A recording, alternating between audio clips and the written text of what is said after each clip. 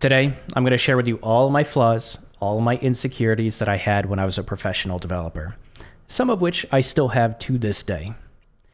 I want to get deep with this. There are a lot of people with anxiety. There are a lot of people with just racing thoughts, and a lot of them revolve around your confidence of becoming a developer, being hired professionally, working with other people. I have working as a developer has propped up so many insecurities, some of which I didn't even know I had. And I think that's a really interesting thing that becoming a software engineer allows you to do. It allows you to discover this stuff. But I think, and I hope this is going to make you feel better when you hear the long list that I've had and I've had to work through. So, oh boy, let's start with my first job. I remember first week I was hired. My boss was remote. I never got to meet him until maybe 6 months into my employment. And so I never really knew what he thought of me, because I feel like I can sense that when I'm across the table with someone a lot better than even just a video chat. So first week I was given a long list of tasks to do to set up my environment. It was very long, very command line intensive, something I wasn't comfortable with when I first started. And I felt like I hit every single bug that you could possibly hit in setting that up. And every time I was dreading reaching out to my boss, or do I reach out to my boss for the fourth time? Do I just ping a senior developer so my boss doesn't know that I'm having this much trouble and he's probably just going to fire me because this is the first task that I have and I can't even do this? This is, poof. Okay. So trying to figure that out, I'm just going to disable my alerts right now because I'm recording. Okay. So trying to figure that out was a nightmare for my first week. And I thought I was going to be fired the whole week. And I was constantly reminded and reassured that this is okay. And then I found out I was used as a guinea pig for a new process.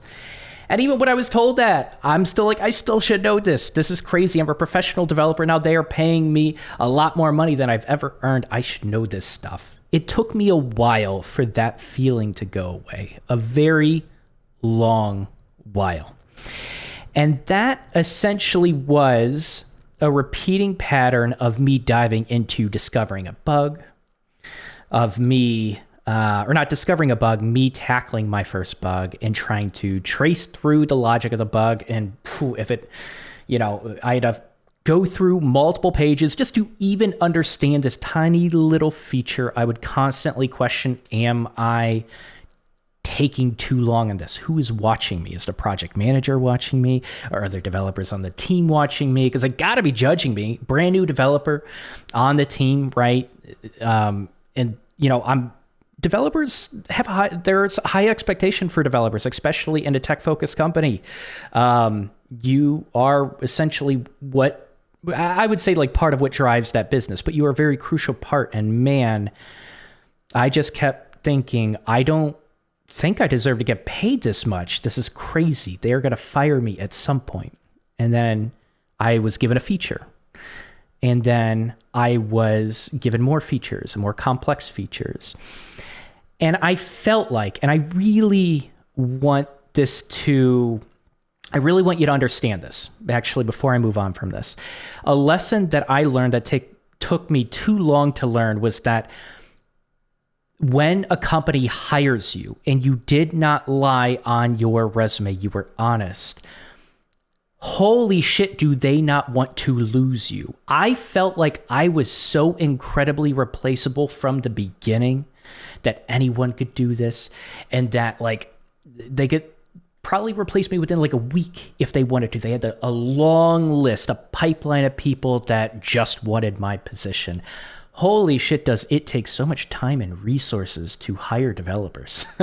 I don't envy hiring managers in the tech scene. I really don't. They gotta sift through a lot of resumes, a lot of applications, a lot of just interest and DMs, and it just becomes spam at a certain point.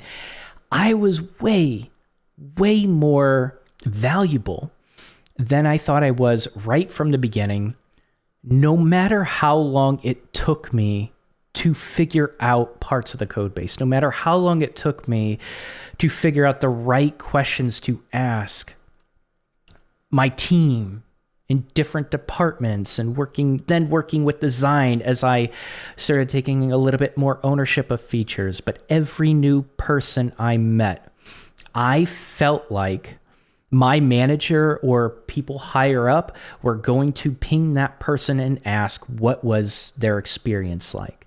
For some reason, I felt like every new encounter meeting someone in the company was an opportunity for me to make a bad impression. And holy shit, are people more generous and forgiving than at least I envisioned them to be.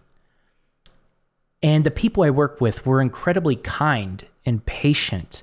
And in most tech teams that want to hire good developers, that culture, that friendly, positive, constructive culture where everyone wants you to grow, like that needs to be there, or you lose good developers. I didn't realize that. And I looked at every new task, every new challenge as an opportunity for me to show why I wasn't good enough. This took a long time. I don't know when the shift happened in my confidence. I think it was sometime in my second company, but this took a long time for me to finally realize how valuable I was as a software engineer. I feel like if I don't know if you guys are worried about this. I don't know if you guys are worried about even, are you hireable if you can build full-fledged applications? I don't know where this anxiety starts in some people, but I think a lot of people face this at different points in their learning journey and even very long into their development career.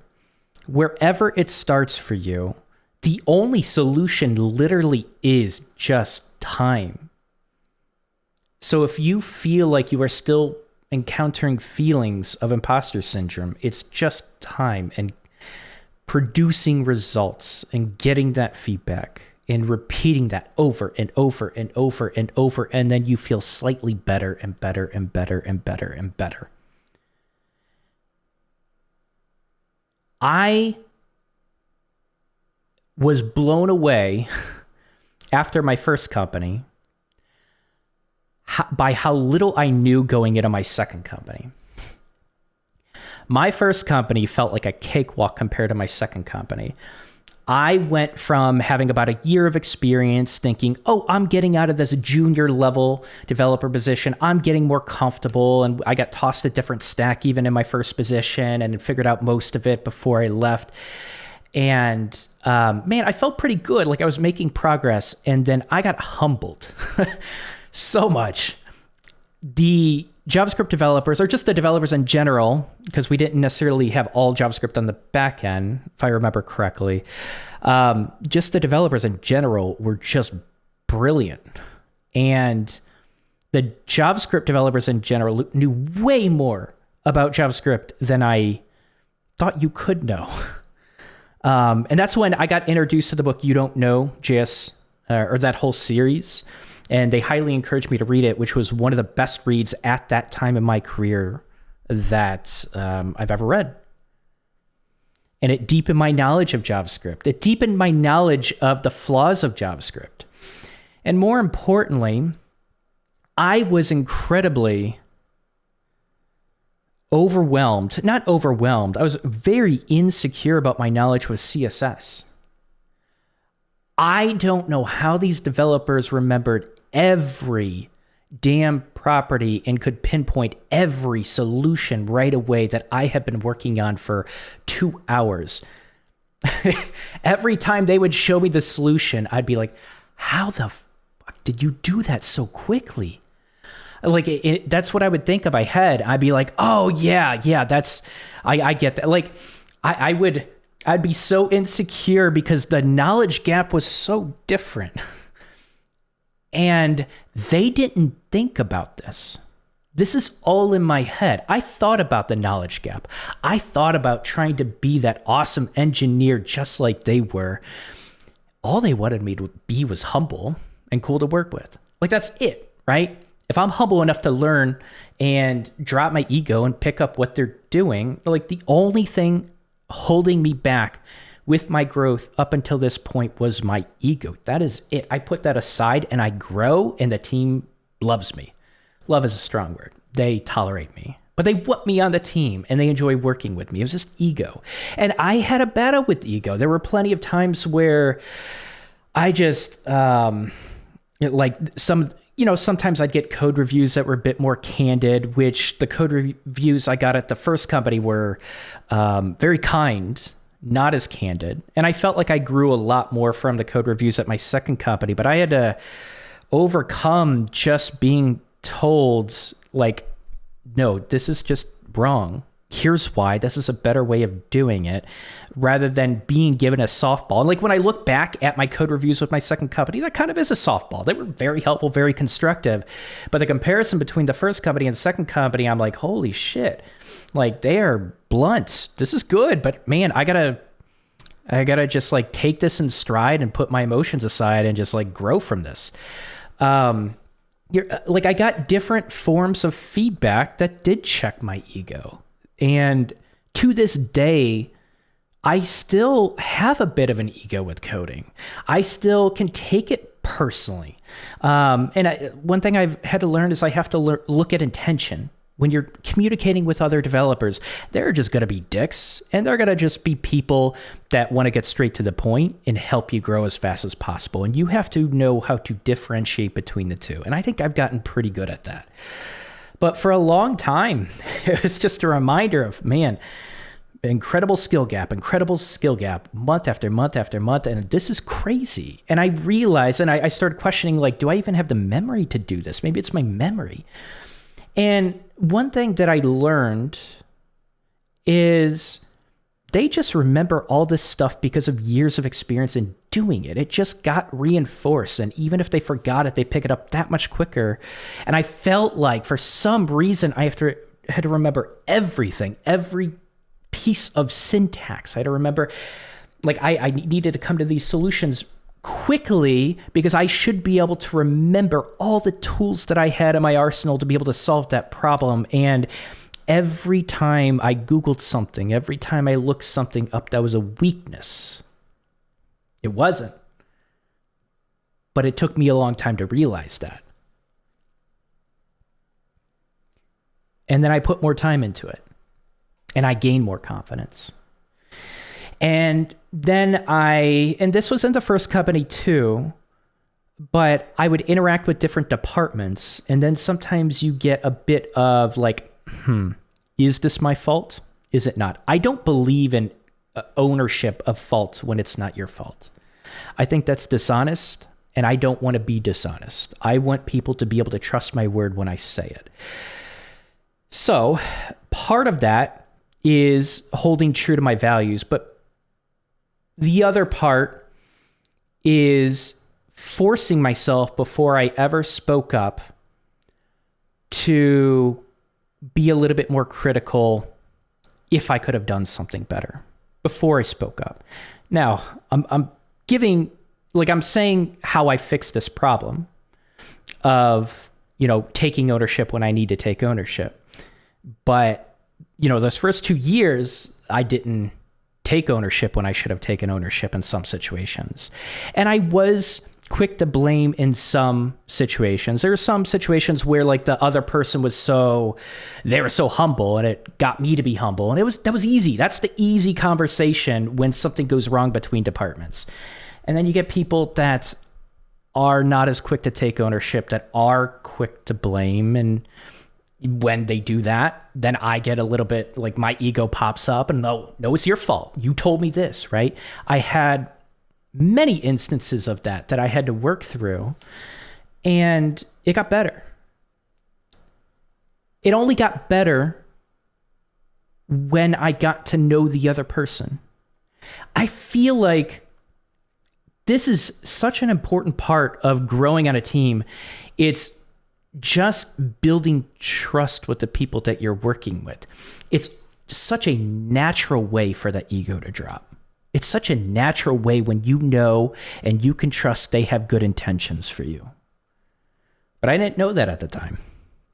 And it took me probably until the end, maybe not the end, but it took me a while to really start getting my ego in check and not blaming other departments right away. Sometimes it was their fault, sometimes it wasn't. But the wording, like even if I shift my perspective, the wording could be better. But it took me so long to realize if I fucked up, so what? For some reason, I held on to this idea that if I fuck up, I'm getting fired.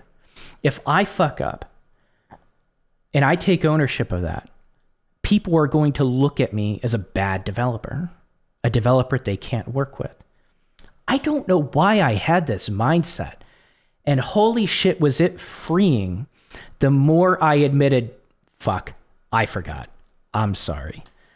Okay, you're right. You did tell me this. I think I should have asked this follow-up question, this clarifying question. That's probably my fault.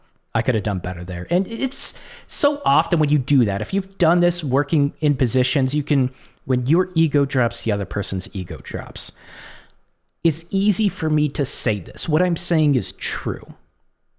It's much harder for me to implement this. Ego is just one of those things that you're going to battle for a while if you have it. Some people have conquered it sooner in life than I did. And it's still, these kind of things are still things I have to check myself on sometimes. These things aren't things I've solved necessarily. I continue to work on them, but I'm at a much better place. It took me so long to finally find my value in a company. And that wasn't until my third company. And then my third company, I remember having to deal with neurological problems that were like my body literally would like twitch and jerk. And it was weird. And it took me a very long time to figure out I was taking a pre-workout that was causing that. I had an electrolyte imbalance. It took me a long time to figure that out. And all I could think about was my health. And when I did that, when I kind of had that personal thing that came up that just mentally sucked my energy out of me, I couldn't make a lot of progress with my code. I had trouble balancing my personal life. I had trouble shutting that off and focusing on my mind and getting in that flow state. And I had trouble shifting my thoughts. My thoughts controlled me. And my third position is when I truly realized how little control I have over the emotions that are attached to my thoughts. And meditation really helped with this, but I didn't discover that until later. And so then I started, the first two positions were fairly easy because I didn't have major life circumstances come up that would cause me to go into work and just not want to be there day in and day out. And then my insecurities crept in because I wasn't making progress and I wanted to make that progress. I wanted to do well. I wanted to contribute to the team. And I think those are very natural. But it just, I had a hard time balancing that. And I feel like it took me a while to realize, and I looked at all my old managers, it took me a while to realize that I was too much of a people pleaser. I felt like I wasn't really focusing on myself enough. I wasn't focusing on a good work-life balance. I wasn't focusing on my health. I wasn't focusing on my fitness. The team didn't cause me to do that. I did that, right? When things got rough with both work and both my personal health, I realized the fix was focusing more on solving a lot of the issues that I had in my personal life because I carried over into work way more than I realized I did. I thought I had that under control and I didn't. So that's when I started to prioritize mental health. That's when I started to prioritize fitness a little bit more.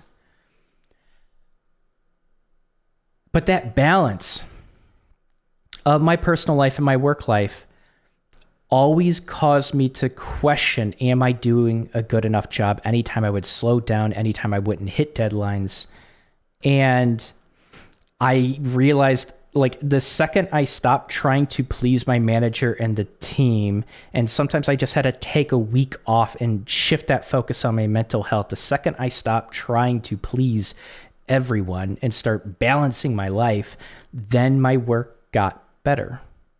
Now, I do think, like, it took a while to deal with the health issue, and I think my work could have been much, much, much better.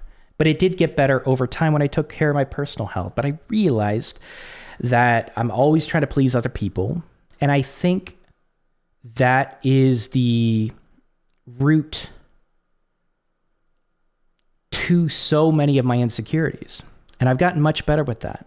But I cared about what people thought. I did for way too long, and it held me back as a developer. And I know this is kind of a long-winded talk about, like, my health and my mental health, but it wasn't until I started focusing on my mental health and my fitness and my diet until I started doing better as a developer. I was able to process things more clearly. My memory was better. I had a better perspective. Every single interaction that I had was, the result was better. They liked working with me more. Now, I don't think this was kind of a gradual fix and I went from worse to better. I think there were waves of it.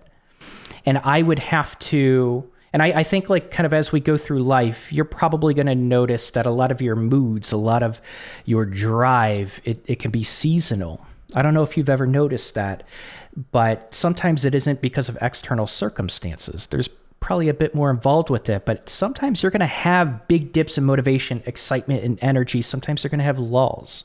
Sometimes you're going to be a little bit depressed. Sometimes you're going to feel a little anxiety, right? And I think you have to look back, or at least I had to look back and realize this is happening again. It's because I'm not taking care of this. It's because I'm not taking care of this. And I really think, and I want you to hear this, I really think most insecurity, most imposter syndrome comes from an imbalanced life. It comes from not taking care of your home, not taking care of your responsibilities, not taking care of your health and your mental health. These things have affected my ability to code more than anything else. These things have affected my confidence. These things have affected my outlook in life, my happiness, my fulfillment, my confidence that I'm actually going to achieve my goals. The fact that I even have these goals that I feel so strongly about that I want to achieve in 1 year, in 3 years, in 5 years. Everything gets better, significantly better, when you take care of your personal stuff. A lot of people say imposter syndrome is normal as a developer. It's normal, and it shouldn't be. And I think that's the wrong way to look at it, to call it normal. It's extremely common, but the root of imposter syndrome comes from your personal shit. It comes from your childhood. It's not a developer thing. I promise you. Imposter syndrome is a signal that you have things to work on outside the dev world. Significantly more than just growing as a developer. Because everyone is trying to grow as a developer more and more and more and more. And all you hear is that imposter syndrome is just normal. I have it to this day. Sometimes I think people are being a little bit humble to try to cushion it for junior developers. But there are a lot of people that actually still have imposter syndrome, and it's because it shouldn't be normal, because they should have been a little bit more critical of where it stemmed from. And I'm telling you this because a lot of people have imposter syndrome, and I think you can really ease that. Feel more confident about your trajectory as a developer. Feel more confident that you can be a developer, that you're hireable, that you're valuable, that you don't have to let your manager define how good of a software engineer you are, that you don't have to let anyone else define who you are or the value that you bring to every interaction that you have. It comes from inside. It's internal. And I started getting more confident with that as I dealt with my personal shit. So I can't give you a template or a guideline to be able to make you feel better about all of your anxiety and insecurities you have about becoming a developer, because it's unique to you. And maybe you don't want to hear that, but it is. It takes work. It takes a lot of work. But time and reflection, you combine those, you're going to make phenomenal success in your career. You're going to feel good about the direction you're going. And you're going to realize you are going to never be perfect. You are always going to have flaws. Some of these flaws will never leave you. They're just going to get better. And that's okay. It's literally just about forward progress and momentum. But that's not going to happen. You are not going to solve that by getting better at code. You are going to solve that by dealing with your personal shit.